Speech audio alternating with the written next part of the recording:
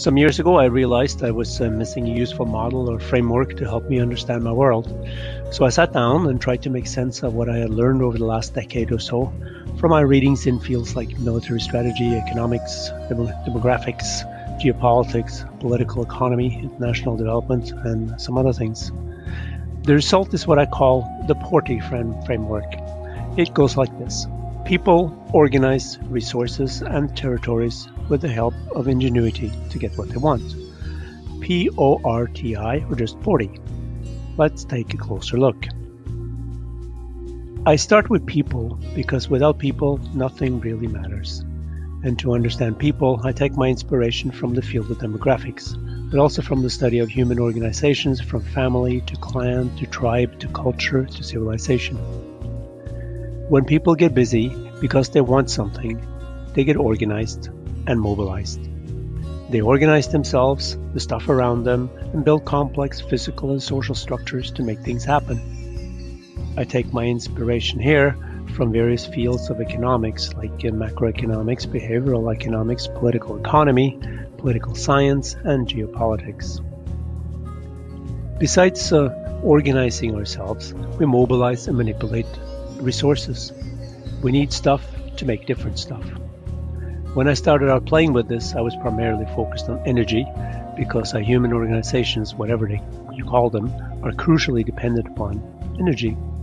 I'm convinced that if we understand energy, we can understand any resource because resource availability and use depends on energy availability.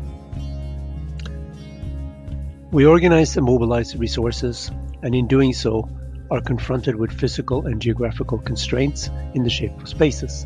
In other words, territories. This matters because as we discover new things, we also discover that more often than not, somebody else got there first. And so we're off to negotiations, and maybe even more. I take my inspiration in this area primarily from geography, military strategy, and geopolitics. Finally, we come around to the capstone, ingenuity. I like this twist because you can have everything and still get it wrong. How you think, who you allow to do the thinking, and how you allow new ideas to emerge make a big difference.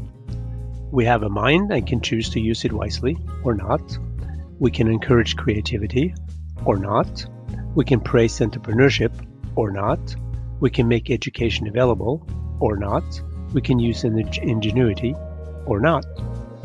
And I take my inspiration here from the study of ingenuity, as well as communication and the emergence and propagation of ideas. In other words, the way of networks.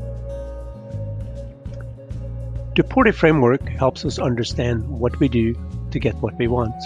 It takes as a given the wanting part. Now, lest you accuse me of copying out to the challenge, here's how I think about wants. Wants are motivations for action, and we have three universal motivators. First, we have a need or desire to be part of something bigger than ourselves. Secondly, we want to have control over our own lives. And thirdly, we want to engage in something that lets us master a subject that we care about. So whatever the want is, just map it to the three universal motivators and you have an immediate and profound insight in what is really going on. Now, feel free to explore the PORTI model on your own, and as always, be well.